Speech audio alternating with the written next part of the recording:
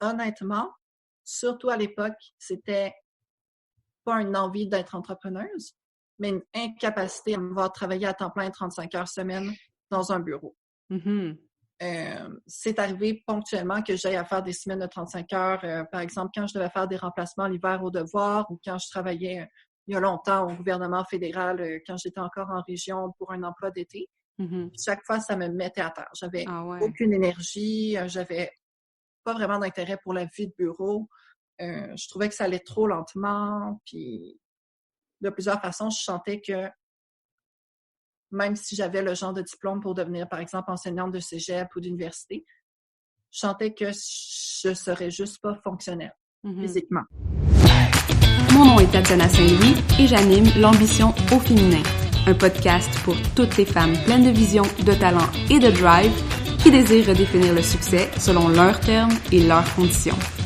Chaque semaine, j'explore seule ou en présence d'invités les thèmes entourant la réussite professionnelle et personnelle. Mindset, productivité, leadership, branding personnel, c'est le rendez-vous pour réfléchir à la façon dont tu veux vivre ton plein potentiel et laisser ton empreinte dans le monde.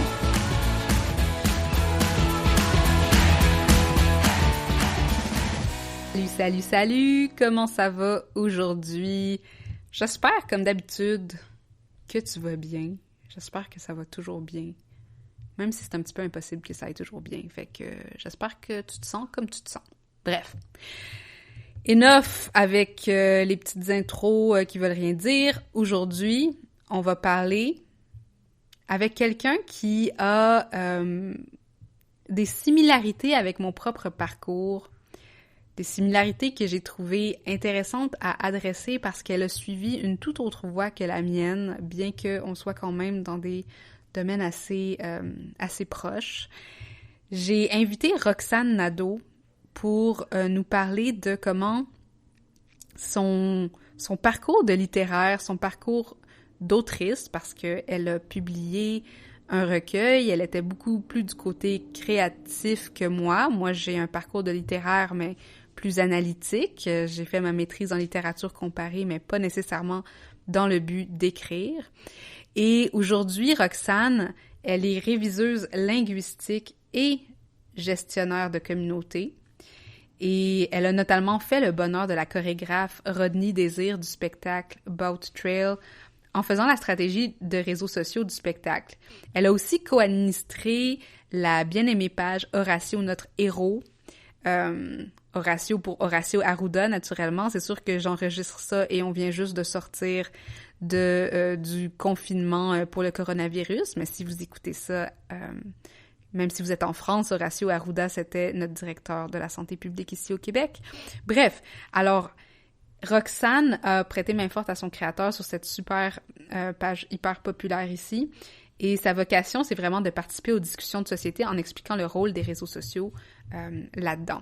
Donc, j'ai invité Roxane non seulement parce qu'on s'est rencontrés, parce qu'elle avait écrit sur mon blog, elle avait été collaboratrice, mais on a toujours des discussions intéressantes sur comment l'évolution des réseaux sociaux dans la société font que on a des nouvelles visions sur le marketing, sur la façon la plus authentique possible de se représenter, mais aussi sur les problématiques peut-être économiques et identitaires que ça peut créer d'exister sur le web. Bref, on a cette espèce de lien autour de tout ce qui est analyse du discours et littérature. Et je voulais l'inviter parce que je pense que souvent, on est plusieurs à être passionnés des arts et des lettres et on sait pas trop où ça va nous mener quand on commence ce genre de poursuite qui est un peu plus proche de la passion que de la stratégie de carrière. Et je trouve que Roxane a une belle histoire pour nous montrer qu'est-ce qu'elle a réussi à faire justement avec ce goût-là des lettres, ce goût-là des mots, ce goût-là, cette nécessité-là d'écrire. Donc, dans la première partie de l'entrevue, on va vraiment beaucoup plus parler de son cheminement entrepreneurial, de comment elle en est venue à la gestion des réseaux sociaux via les lettres, via les mots, et comment elle a réussi à créer non seulement sa niche, mais trouver sa place là-dedans, malgré le fait qu'elle avait des études plus spécifiquement dans un domaine beaucoup plus artistique et et que ses ambitions tournent aussi beaucoup, beaucoup autour de l'art. Donc, je vous laisse avec Roxane pour cette première partie et je vous invite déjà à écouter la suite la semaine prochaine où on va beaucoup plus parler de ses... de son activité artistique, de son activité de poète, en fait, et de comment elle navigue ces deux identités entre être une professionnelle ambitieuse et une artiste, une autrice. Alors, bonne écoute. Salut Roxane, merci d'avoir accepté l'invitation sur l'ambition au féminin. J'espère que tu vas bien, que tu as passé un beau début de semaine. Ben, merci beaucoup. Puis oui, la semaine a bien débuté. C'est assez chargé, mais quand on est en entrepreneuriat, c'est un beau problème. Exactement. Puis comme on a discuté un petit peu, là, tu as beaucoup de projets en réseaux sociaux ces temps-ci, hein? Ouais, exactement. Au début, je m'étais lancée à temps plein avec une entreprise de correction de texte révision. Et ensuite, j'ai développé le nouveau service des réseaux sociaux, un petit peu guidé par le genre de texte qui passait devant mon bureau de réviseuse. Uh-huh. Et finalement, j'ai trouvé que c'est assez complémentaire les deux parce que la correction de texte, c'est des contrats ponctuels. Ça arrive, 1 heure, 2 heures, c'est fini, bye-bye. Mm-hmm. Tandis que les réseaux sociaux, ça, c'est vraiment du long terme, là. C'est des projets sur plusieurs semaines, voire plusieurs mois. Donc, les deux ensemble, ça me fait des semaines complètes. Ouais. Ça me diversifie un petit peu les tâches. Cool. Ben là, on est rentré dans le vif du sujet, mais je Oui. voulais qu'avant qu'on commence vraiment à parler de qu'est-ce que tu fais dans la vie, tu sais, comment comment t'en es arrivé là, j'aurais voulu que peut-être que tu te présentes aux auditeurs, mais sans utiliser ton emploi, sans te définir par ta carrière ou ton emploi. OK. Ça fait du bien un peu de se mettre dans ce mindset-là quand on est en mode entrepreneur. Mon nom, c'est Roxane Nadeau. Je suis née à Rimouski. J'ai vécu là environ 18 ans avant de déménager à Montréal pour étudier en littérature. Mm-hmm. J'avais des grosses ambitions artistiques. Mon but, c'était de faire la maîtrise pour devenir une écrivaine. C'était une maîtrise en création littéraire que j'avais remarquée depuis longtemps, longtemps, longtemps. C'est exactement ce que j'ai fait une fois arrivée à Montréal. Fait que j'ai écrit un recueil de poésie que j'ai publié, qui s'appelle Les garçons au vent aux éditions de La Tournure. Mm-hmm. J'ai écrit un roman dans le cadre de ma maîtrise. Et là, après ça, j'ai commencé à m'ennuyer un petit peu d'avoir de l'espace puis un terrain pour mon chien. Fait que là, je commence à considérer de retourner peut-être en région, un peu moins loin, à Trois-Rivières. Wow, OK. Fait que ta vie en ville, t'as pas donné la piqûre nécessairement. Je dirais que ça m'a apporté beaucoup. Et je le garde avec moi, puis j'en suis reconnaissante. C'est surtout que je garde en tête des affaires comme la crise du logement, la fermeture d'un tunnel qui va rempirer un petit peu la circulation. C'est comme, je vois que la qualité de vie, je pourrais peut-être la trouver ailleurs. Puis avec mon entreprise, comme je suis pas attachée nulle part, fait que je me donne cette liberté-là. Cool. Puis, je trouve ça intéressant que tu aies choisi de faire une maîtrise en création littéraire. Puis ça, on pourra peut-être en parler parce que moi, je viens du monde des lettres aussi. Tu sais, j'ai étudié au cégep Saint-Laurent en lettres. Puis après ça, j'ai fait ma maîtrise en littérature comparée. J'ai toujours trouvé ça... je me suis toujours demandé, est-ce qu'on peut vraiment créer sous un contexte académique? Puis toi, dans ta tête, est-ce que c'était comme la voie à faire? Qu'est-ce que ça allait t'apporter, la maîtrise, que tu n'aurais pas pu trouver par toi-même comme écrivaine, mettons? De prime abord, je pense qu'il y a plusieurs approches de la création littéraire puis de l'art. Et il y en a certaines qui sont probablement incompatibles avec l'université. Moi, ce que je trouvais intéressant dans mon approche, c'est qu'il n'y a pas d'information qui peut m'empêcher de créer puis m'empêcher d'être artiste. Fait que j'avais des approches différentes, un univers différent. On avait des cours de création qu'on avait l'opinion des dizaines, des vingtaines de personnes autour. Après ça, on avait des cours qu'on découvrait l'histoire au Québec, mais aussi en Amérique du Sud ou dans le monde en général. Fait que d'un côté, je vois tout ce que ça va apporter d'avoir des points de vue différents. Il fallait juste que je reste groundée en tant que qui je suis. Mais d'un autre côté, je comprends aussi que dans un domaine universitaire puis de performance, c'est facile de tomber dans des pièges comme la jalousie, se comparer, se surveiller. Mais ça a été un apprentissage utile aussi d'apprendre à passer par-dessus ça parce qu'on est toujours confronté à ça en art, en entrepreneuriat aussi. Le danger un peu d'envier. Intéressant. En tout cas, ça, peut-être qu'on en reparlera la semaine prochaine, qu'on va Mhm. parler plus de ton côté poète, écrivaine. Mais en tout cas, je trouve ça fascinant comme discussion. Puis aussi, venant du monde des lettres, j'ai l'impression que, puis là, tu l'as dit que tu avais des ambitions littéraires, mais j'ai l'impression que l'ambition, c'est des fois difficile à vivre parce que on nous prépare vraiment à la précarité. Puis, tu sais, je sais pas, moi, j'ai toujours eu l'idée de l'artiste crève-faim, écrivain qui vit dans son sous-sol à Hochelaga ou je sais pas quoi, puis il se voue à une vie de passion. Puis toi, quand t'avais tes ambitions littéraires, est-ce que ça venait... Tu sais, comment tu définis ça en rétrospective? Ou, tu sais, est-ce que tu as encore ces ambitions-là? Je dirais que ça a été un apprentissage un peu malheureux à faire parce que pour moi, la lecture puis l'écriture, c'était une façon de vivre l'art puis de créer qui était très peu coûteuse. Mm-hmm. Et dans notre famille, on n'avait pas énormément d'argent à localiser à l'art puis au loisir. Donc ça, c'était parfait. Mais après ça, quand je vois le monde littéraire, j'ai l'impression qu'il n'y avait tellement pas d'argent à faire avec les publications de livres, même si c'était populaire, que faut soit avoir un revenu d'appoint ailleurs, avoir une grosse somme de côté qui vient d'un héritage familial. C'est un petit peu dur de s'en sortir en n'ayant pas vraiment de plan ou de préparation. Ensuite, je vois aussi que les choses changent, mais les choses n'avaient pas changé à l'époque de mes études. En ce moment, il y a eu un manifeste qui a été écrit par plusieurs auteurs par rapport au changement des conditions de vie des écrivains. Parce que nous autres, contrairement, par exemple, à l'Union des artistes qui s'occupent surtout des acteurs, nous autres, on n'a pas vraiment de force syndicale, on n'est pas considéré comme un métier, ce qui fait en sorte qu'on participe à des projets communautaires, des projets avec la ville, qu'on publie dans des revues, qu'on publie des livres. C'est très peu surveillé combien d'argent nous revient. Fait que la précarité, c'est pas juste un mythe romantique un peu. C'est une réalité difficile du milieu de la publication qui reste un peu trop longtemps avec la psychologie, un petit peu de passion, j'ai l'impression, mais aussi il y a un gros côté de privilège là-dedans parce que l'art a souvent été l'apanage de l'élite, puis c'est pas pour rien que ça s'est maintenu encore. C'est des traces de ça qu'on voit. Non, c'est intéressant. Fait qu'est-ce que tu te considères quand même comme quelqu'un d'ambitieux dans la vie? Oui, je me considère comme ambitieuse, mais maintenant, j'ai inclus à mes projets ambitieux de travailler sur moi, de miser sur moi, de me mettre de l'avant. Fait que c'est pas de sacrifier mon bien-être, puis sacrifier ma santé, puis sacrifier mon confort, puis la vie de mon partenaire pour réussir en art ou réussir ailleurs. Je comprends. C'est un gros projet de moi aussi en tant que Roxane Nadeau.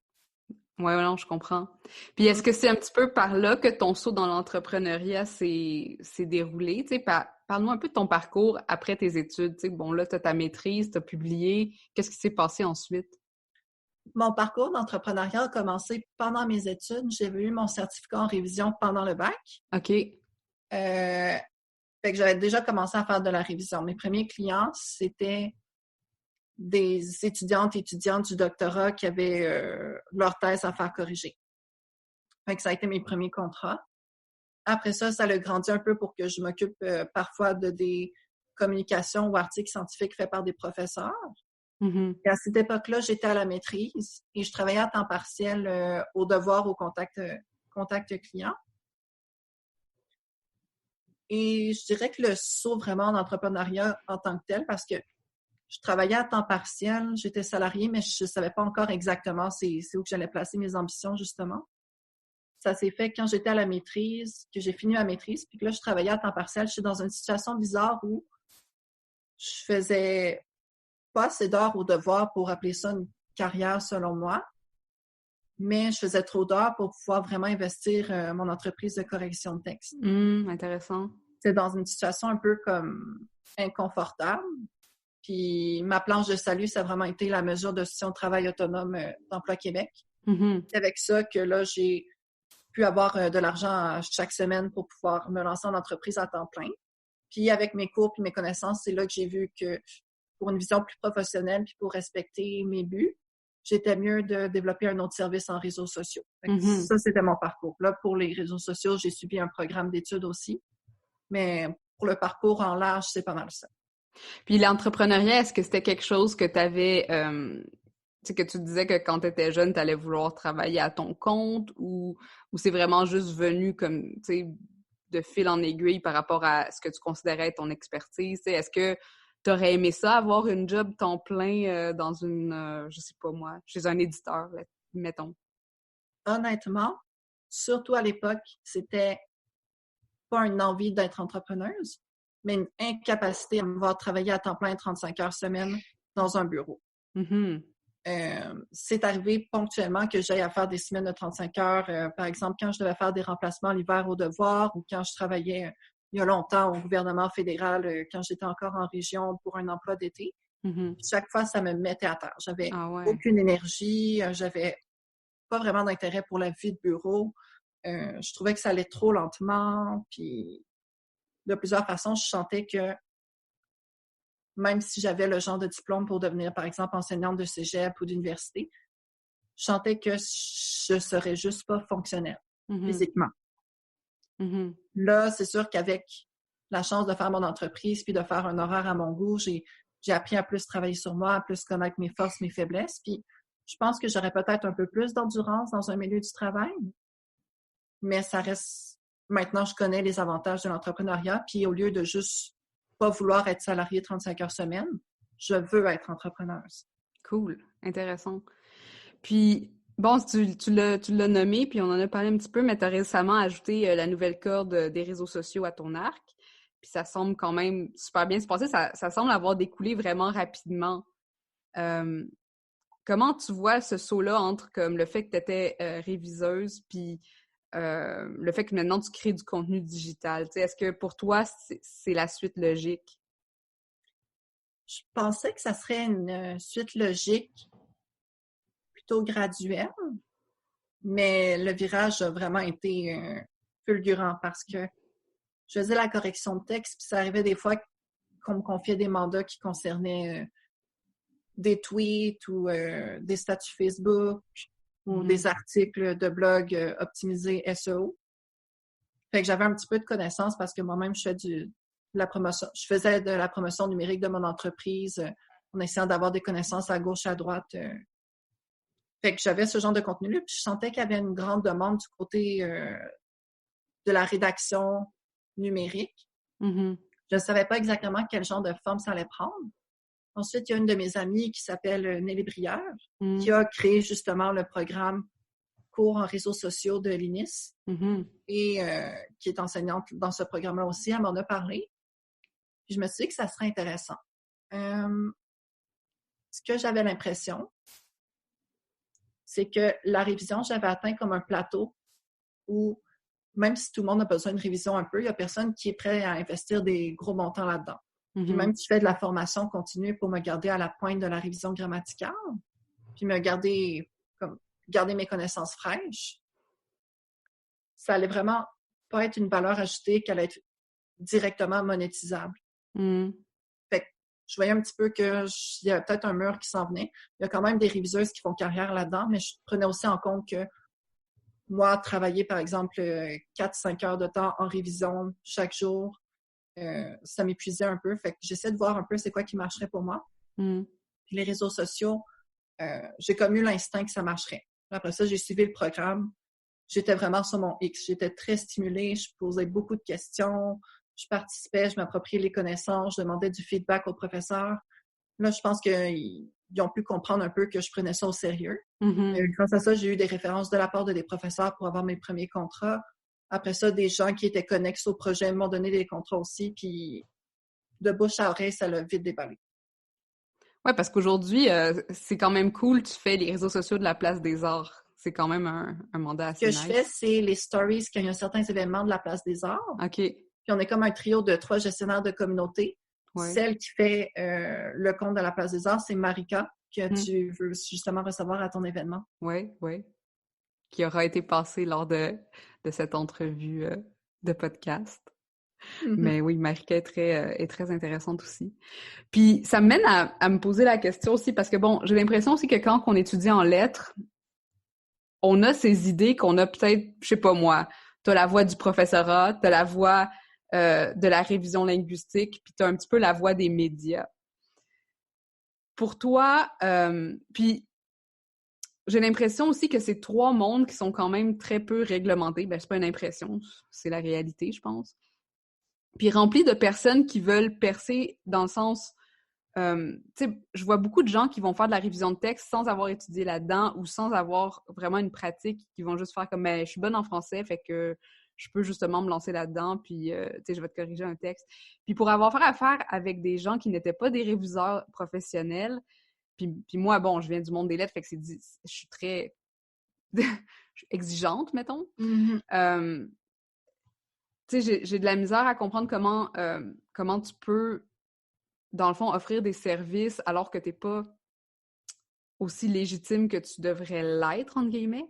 Fait que, comment toi, t'as réussi à te démarquer dans ce monde-là qui est comme peu réglementé et où il y a beaucoup de compétition de gens qui sont qui viennent d'un peu n'importe quel background, puis c'est un peu le Far West, dans le fond, là.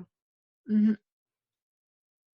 Pour ce qui est de la révision, j'ai l'impression que c'est pas nécessairement des mauvaises intentions que certaines personnes qui n'ont pas nécessairement la formation requise se lancent là-dedans. C'est surtout que le monde de la révision est très connexe à celui, par exemple, des études littéraires. Mm-hmm. C'est un univers qui ne nous forme pas et qui ne nous prépare pas au marché de l'emploi.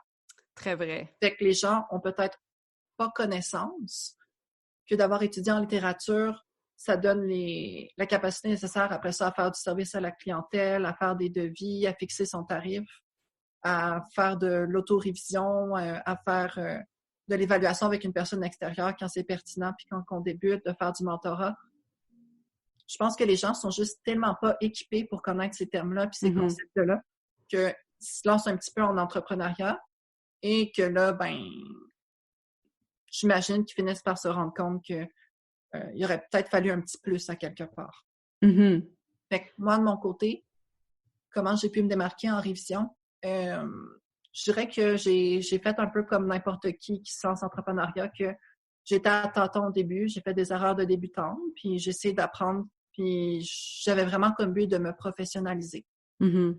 Fait que, par exemple, au début, je travaillais pour des étudiantes, puis étonnamment, la qualité du français puis les exigences du français, même si dans un contexte universitaire, c'est pas nécessairement la fine pointe de la fine pointe. Mm-hmm. C'est-à-dire que on révise, mais par exemple, j'aurais des connaissances syntaxiques que je prendrais plus de risques dans mes révisions, que je ferais des jugements plus coupés au couteau. À l'époque, c'était pas comme ça, puis j'ai quand même réussi à m'en débrouiller, mais je travaillais peut-être moins que le salaire minimum, là. Il me manquait des bouts. C'est vraiment quand je voyais que le salariat, ça serait pas pour moi, que là, j'ai fini par me dire je suis mieux de prendre ça au sérieux parce que sinon, je vais me ramasser avec des problèmes. Mm-hmm. C'est exactement pour ça aussi que j'ai été chercher tout de suite un programme en réseaux sociaux parce que je voulais m'éviter un petit peu cette espèce d'apprentissage-là que j'avais fait avec un certificat en révision, de commencer à travailler avec les clients puis d'apprendre sur le tas, puis de devoir défendre sa crédibilité. Je me suis dit qu'avec les réseaux sociaux, si j'ai une formation qui a déjà été préparée par des personnes fiables, ça va être un peu moins un combat de tous les jours de paraître crédible, puis ça va être aussi plus sécurisant pour moi. Mm-hmm. Ouais, puis je pense que en tout cas, il y a des gens qui sont des autodidactes, puis je pense que t'en es quand même une, là, j'imagine, parce que si tu œuvres dans les réseaux sociaux, il y a beaucoup de choses que tu dois apprendre par toi-même, mais veux pas Puis là, on parle de crédibilité et de légitimité, mais le fait que tu aies été entouré de gens qui sont dans le milieu depuis plus longtemps que toi, qui te montrent des façons de faire, ça vaut son pesant d'or que d'autres gestionnaires de communauté qui vont un petit peu plus au feeling ou à l'intuition n'auraient pas nécessairement. Et du côté de la révision, surtout, ça a été un bel exemple de solidarité parce qu'on ne se voit pas les unes les autres comme des compétitrices. De toute façon, ce n'est pas des industries qui sont typiquement scalable, qu'on dit, là. C'est-à-dire qu'on va transformer ça en entreprise de plusieurs millions de dollars. Fait on est là ensemble, on se soutient, on se passe nos contrats quand on a trop de travail, on se pose des questions les unes les autres sur des cas de figure qui sont compliqués. Sinon aussi, on se pose des questions sur le fait d'avoir une entreprise en révision. Est-ce que nos salaires se comparent ensemble? Est-ce qu'on sous-charge? Est-ce qu'on surcharge? Comment dire avec les problèmes de service à la clientèle? Cool. Moi, je pense que c'est priceless un peu. Là, ça n'a pas de prix, la solidarité qu'il peut y avoir dans les groupes Facebook privés. Super. De révision particulièrement. De révision. Pour les réseaux sociaux aussi, il y en a. Puis j'ai retrouvé ça un peu, la solidarité. Est-ce que tu aurais des conseils à donner pour des gens... Bon, là, mettons qu'on parle de réseaux sociaux, des conseils à donner que... Tu sais, parce que vu que toi, ça a déboulé rapidement, puis tu alloues ça pas mal à la formation que tu as suivie, est-ce que c'est le conseil que tu donnerais à quelqu'un aussi qui veut se lancer, de peut-être aller directement vers quelque chose un peu plus professionnel? Moi, je dirais, aller chercher une formation, c'est un essentiel selon mon éthique de travail. Mm-hmm. Mais après ça, si j'avais un conseil à donner, ça serait d'essayer de professionnaliser son image, puis professionnaliser son discours sur son entreprise. Parce qu'il y a plein de gens qui sont prêts à vous aider dans vos débuts, à vous donner des contrats. C'est juste que faut faire un peu de travail de notre côté aussi à montrer qu'on est prêt à se professionnaliser, à se prendre au sérieux. Dans le fond, qu'on est digne de confiance. Ouais, non, c'est ça. Fait que, penses-tu aussi que le fait que tu aies toute la sensibilité d'artiste que tu avais déjà ou que tu as depuis que tu es né probablement, est-ce que tu penses que ça a son rôle à jouer dans ta façon d'utiliser les réseaux sociaux? Moi, je dirais que dans la façon d'utiliser les réseaux sociaux, ça donne des petits raccourcis et des petits trucs qui aident. Par exemple, quand on fait de la rédaction de texte, souvent, ça va être de résumer une information plus grande. Fait qu'après ça, couper dans le gras, trouver des formulations punchées, c'est sûr que ça aide d'avoir une formation en littérature. Mais au-delà de ça, je pense que dans l'éthique de travail puis les valeurs de travail, ça joue aussi. J'en avais parlé un petit peu sur mon Instagram, puis tu avais réagi aussi, là, mais par exemple, en art, quand on produit une œuvre artistique, il faut penser à l'œuvre en tant que telle, comment on va faire réagir. Il faut penser à qui on est en tant qu'artiste, puis comment ça influence ce qu'on dit. Puis aussi le rôle de l'œuvre dans la société en général. Mm-hmm. Les réseaux sociaux, de la même façon aussi, souvent, on se limite un petit peu trop à la publication en tant que telle, c'est si elle va faire réagir ou pas. Mais il faut aussi penser à la personne ou l'entreprise qui fait le message, comment ça change le message. Puis ultimement, ça c'est la partie que les gens oublient beaucoup, ça va être quoi l'effet sur la société en général. Dans les réseaux sociaux, il y a beaucoup d'entreprises qui misent tout le temps à faire réagir, avoir des likes, avoir des commentaires, faire rire. Puis des fois, ça se fait au dépend du service à la clientèle. C'est-à-dire qu'au lieu de répondre à une question d'une personne confuse, un peu impatiente, un peu agressive, pour lui donner l'information qu'il cherche, on va tourner ça à la blague un peu. Et on va transformer la conversation en spectacle pour que les spectateurs trouvent ça intéressant. Moi, je trouve qu'il y a des conséquences sur ce que ça donne à la société en général, de juste sélectionner un petit peu à qui on va offrir son aide. C'est le genre de critique qui a été émise par Nelly Briard, justement, en premier, par rapport à des comptes comme celui de la SQ, qui était un petit peu agressif et moqueuse avec des gens qui semblaient en état de crise ou juste un peu déconnectés par rapport à la façon de parler sur Facebook, puis qui voulaient juste avoir de l'aide par rapport à des problèmes légaux. Ouais, cette espèce de sensibilité aux différentes strates, j'allais dire, de la société. Puis c'est quelque chose aussi dont tu avais parlé dans un de tes articles. Puis bon, c'était beaucoup plus en lien à la révision ou à la façon de corriger les gens par rapport à leur orthographe sur les réseaux sociaux. Mais je pense que ça s'inclut aussi dans cette discussion-là où est-ce que il y a quand même un souci de savoir est-ce que tu vas être un compte inclusif dans la façon que tu vas soit adresser les gens ou présenter ta marque ou utiliser le français ou des choses comme ça. Puis on dirait que ça ramasse un peu toutes tes expertises dans un sens de se demander est-ce que justement l'impact que tu laisses dans la société représente vraiment les valeurs que ton entreprise Exactement. C'est un peu le jeu de se dire, au-delà du besoin de la page Facebook puis des statistiques de la page Facebook, c'est de se donner un rôle social. Je pense que ça ressemble beaucoup à la pratique artistique. Puis après ça, c'est dans mes interactions avec les gens. Est-ce que je vais les disqualifier puis les déclasser socialement en me moquant d'eux? Ou est-ce que je vais essayer, même si c'est moins spectaculaire puis que c'est moins populaire, d'essayer d'arriver au bout de la discussion puis que je les élève un peu? Que je leur donne de la crédibilité, que je réussisse à les calmer, que je réussisse à créer quelque chose avec la discussion. Puis, juste pour en revenir à ta job au devoir, parce que quand même, t'étais aussi un frontline, t'étais un des premiers contacts que les gens avaient avec la publication, si on peut le dire de même, vu que tu travaillais au service à la clientèle. Fait que cette volonté, dans le fond, d'être dans la tranchée, est-ce que tu penses que c'est quelque chose que tu transportes un peu partout dans ta vie, là, que c'est quelque chose qui te motive dans tes activités? Mm-hmm. Pour être honnête, quand je faisais la révision linguistique, je le transportais pas. Mm-hmm. Quand j'ai trouvé les réseaux sociaux, j'ai retrouvé ça. Puis je pense que c'est pour ça que j'aime autant ça. Ça me remet un petit peu dans la game de travailler avec des humains, dans le fond, pas juste avec des mots ou des concepts. C'est intéressant parce que ça va nous mener à une discussion intéressante, je pense, quand on va parler de ta poésie. Puis, ce qu'on va faire la semaine prochaine, dans l'épisode de la semaine prochaine, puis où est-ce qu'on va parler un peu plus de ton art, puis du côté perso, de comment tu t'impliques justement dans la société via l'art, justement. Fait que, pour le moment, ça va être tout pour aujourd'hui. Merci d'avoir partagé tous ces conseils et ces réflexions autour de ton parcours professionnel. C'est vraiment intéressant. Donc, on avec plaisir. La semaine prochaine. À la semaine prochaine. Salut les ambitieuses!